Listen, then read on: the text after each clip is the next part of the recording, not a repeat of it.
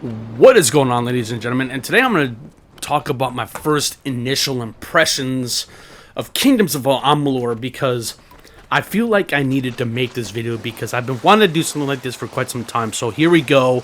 We're just going to fall right into it here. When I played the demo for the first time back on the era of PS3, I did not pretty much enjoy the game for how much I played so far. And I think it had to do with I was not used to what I was getting myself into.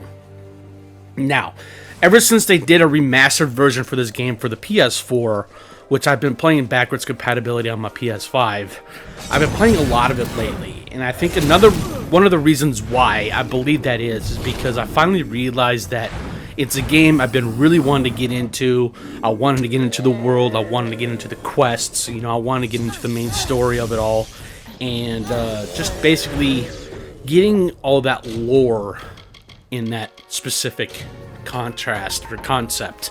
So another thing I would really like to say about this game, I think, other than what I'm previously stated, like my first impressions and my first overall ideas of what I truly think what makes this game special. I have made previous videos that, I always thought that they don't need this type of thing, but, the reason why I make these types of videos is because I like to make my voice a little bit not just heard, but to understand that, I'm a small content creator, and I'm just doing this to have fun. So I just had to put that out there as well. So, going back to Kingdoms of Amalur Re-Reckoning here, what I will say, what I truly love about this game, other than it being playing like a little bit of a Fable game, and a little bit maybe a somewhat Elder Scrolls to a certain extent, it's because of the fact that I think when you repair your weapons or when you repair your gear, you use repair kits. And, the Elder Scrolls for Oblivion had that concept. I believe Fallout New Vegas and Fallout 3 had that as well.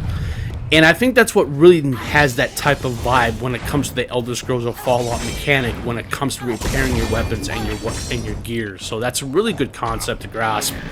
And so I think it just makes it very more benefit of what this game feels like or what it does. So, my initial thoughts about Kingdoms of Amalur first and foremost, I really thought that, this game looks amazing. I love the fact of how it plays and everything else. But like I said, when I first started playing it, I just couldn't get into it. It just didn't really grab me. But once I started, playing it more and more and more and more, it finally dawned on me that this is by far one of the best games I have ever played. Not coming from the demo, but coming from the certain aspect and concept of the game as to where it really falls under a thing called underrated. Kingdoms of Amalur is a very, very underrated game. It's one of those underrated gem of a game because of the fact that it got overlooked by Skyrim when it first initially released back in 11/11/11. So I guess, but I don't think the date has anything to do with it. It's just more on the lines of that Kingdoms of Amalur, like I said, it was overlooked. It was really misunderstood of a game as it was, or as it still is. And I think that because of Skyrim, like I said, so a lot of people preferred Skyrim over this game. But once this game got over the entire media, IGN, Kotaku, or Polygon, or GameSpot, or Game Informer, or whatever, all these major outlets that review games professionally finally realize, a lot of people that are interested in these types of games finally realize it's like, oh yeah, we should really get into this game because it looks cool, it feels great. It's the infrastructures of the game itself when it comes to dungeons and tombs and just being able to go through a world to where it's always telling stories. And I think that's what made the Elder Scrolls games even more popular, though, too, because when you do quests or main quests for those games as well, they're always telling a unique type of story. But what I love about Kingdoms of Amalur, other than doing the main story itself, each side quest or task or whatever you may be doing in this game is always going to tell you a specific type of short story to that unique side quest. And I think Kingdoms of Amalur does a really good job with that. And I think I didn't really get that type of vibe when I played Elder Scrolls V Skyrim for the first time, or played Oblivion for the first time, or New Vegas, or Fallout 3. But I think like I said before, it's like when I first started playing this game, and then I played more and more of Kingdoms of Amalur, it finally dawned on me, like I said, this game just really resonates for what this game really does and what it really implements of the gameplay mechanics, its story, and everything in between. I think that's what makes this game so special. Now, what I will say, I think what I really loved about this game, though, too, other than what I previously mentioned, it's everything. You know, this game just... It's a very unique way of looking at a game, really, other than it's not just its contextual or its art design, but, you know, it feels like a little bit of a God of War game to a certain extent because of the fact that you're button mashing, right? And when you're button mashing, you're using, like, triangle or square or whatnot, or if you're playing on PlayStation or if you're playing on Xbox, it's like X and Y. So either or, you're still getting the basic concept and what you're truly trying to understand what this game is going to tell you. Now, what I will say is that I think one thing that Kingdoms of Amalur doesn't do very well, is the fact that it doesn't tell you out of the gate what you're supposed to do, what kind of character build or class that you want to create. It doesn't tell you that. You basically have to figure that out for yourself. And I think that's only one thing what Kingdoms of Amalur does in terms of that type of fault. Now, I will say another fault that I will eventually put into here real quick as well. What I did not like about this game specifically in a certain way is the fact that when you craft your items, when you craft your gear or your weapons, you're always constantly have to save before you go into a blacksmithing area to break down the components of the weapons or your gear, and being able to get those components that you want to get in order to make better gear and make better weapons. And you're not always going to get that, but I think that's what comes I think that's the concept and the grasp of what this game does in terms of its role-playing mechanics and style. So I think that what's really makes it more sense for this game. So, now, I love the lore in this game. They have a lore system to where there are called lore stones. It always tells unique ways of the Fae, or, you know, because there are different types of species within this realm of this game, and I think that's what makes this game even more unique, and I think that's what's even more greater. So, let's see. I'm trying to think here real quick. Oh yeah. And another thing, what really makes this game even more, not just on a personal level, and not from a gamer's perspective like mine, but I think what makes this game just really shines in all aspects in so many ways. It's not, like I said, it's not just because of its combat, it's not because of what it does for gameplay and its aesthetics of, you know, crafting your gear or your weapons. It's what this game does is what makes it unique in terms of its style. I love its style of its art direction and just the way how it looks in each different part of the biomes of the world.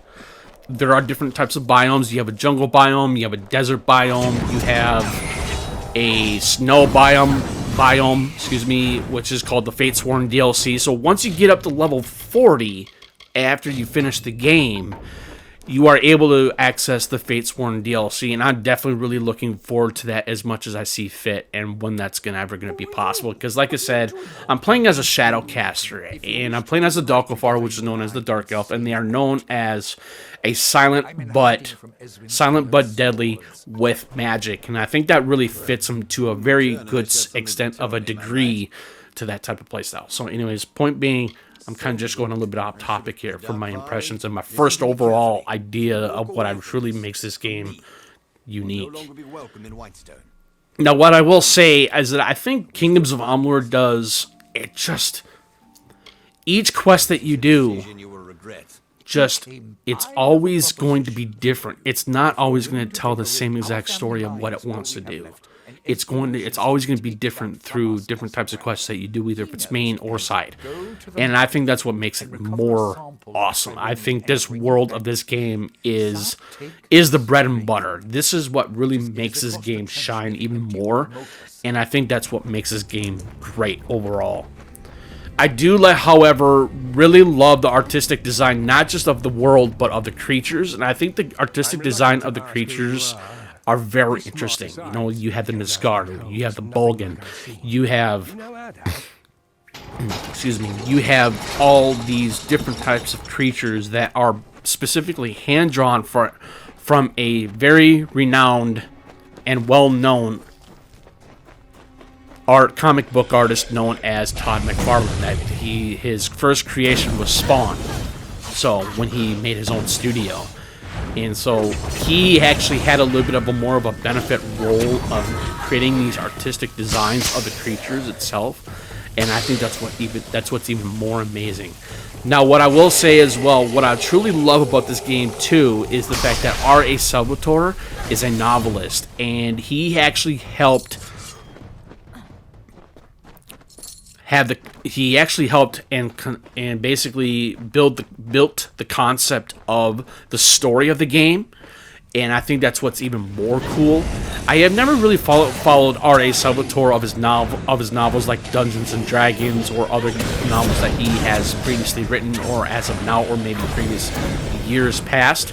But overall, for what I understand, it's like R.A. Salvatore is a very popular and well-respected novelist. So I think that's really cool that he had a part in the story for this game.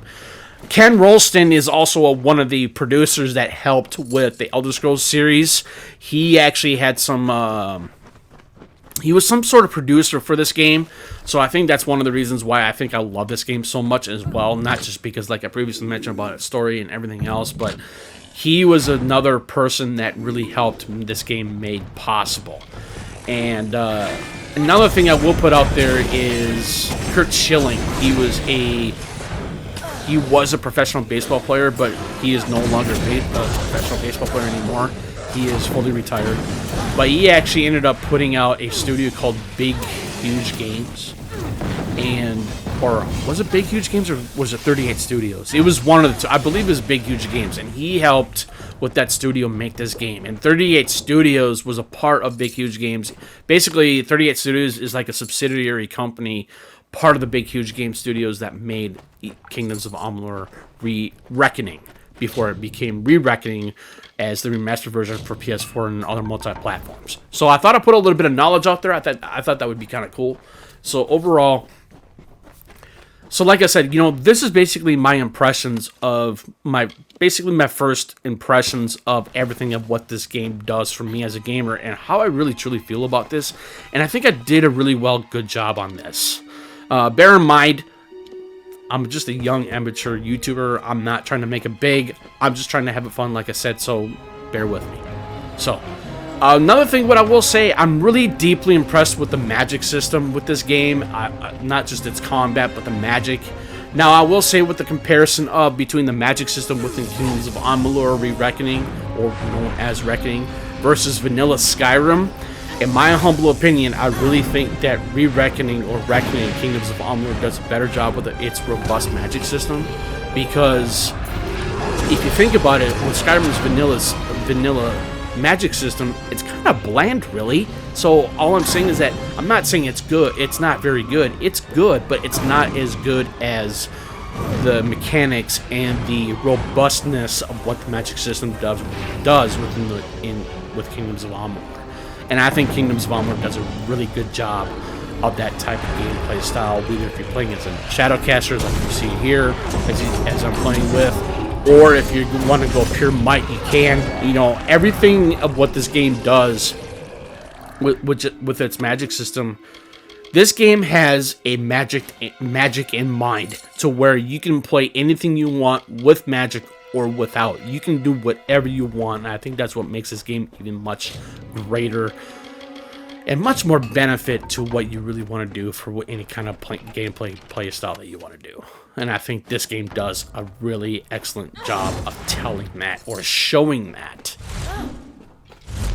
of what you want to do within the world of this game. And I think it's really cool. So, one thing I will end here on a good note. Overall, I love this game like crazy. I think it's, like I said, it's definitely one of the best underrated games I've ever played. And I think that, as I previously mentioned in a previous video that I made not too long ago, it's like this game is a very, not just an underrated game, it's not well talked about. And I feel like that for me as a gamer and as a small content creator on YouTube, I am fully trying to talk more about this game much further into the not too distant future, and hopefully we can make sense of everything else for what this content will endure on my channel. So, but anyways, this is Flying Dutchman here. Really appreciate it. Please feel free to leave any kind of comments or questions you might have. Much appreciated. I will say one thing. I will not mention saying you don't say, I will not mention like, go ahead and subscribe, leave a like. I don't do that. That's not the kind of content creator I am. I'm just doing this to have fun, and vice versa. So anyways, to much further ado, thank you for tuning in. But like I said, just leave a comment or question you might have. I'll be more than happy to reply to them as much as I can and have a good civilized conversation. So you guys have a great rest of your day, and happy Thanksgiving early to most people out there in the world of US of A. Take care. Peace.